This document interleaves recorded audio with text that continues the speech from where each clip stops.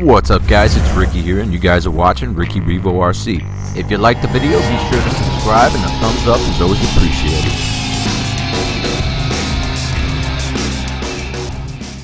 In this episode, guys, we're going to be finishing up the masking cutout on the Pro-Line Ford F-150 Raptor body. See if we can't get it ready for paint and get some paint on this thing, see how it turns out. Alright, so this is probably going to be a tedious little task here to cut this skull out, because everything's got a lot of black lines in between it and stuff like that, but hopefully it won't be too bad. We're going to go ahead and get this skull cut out today, and hopefully it turns out alright and we can actually get some paint on this thing in the next week. So stick around, check it out, and let me know what you guys think.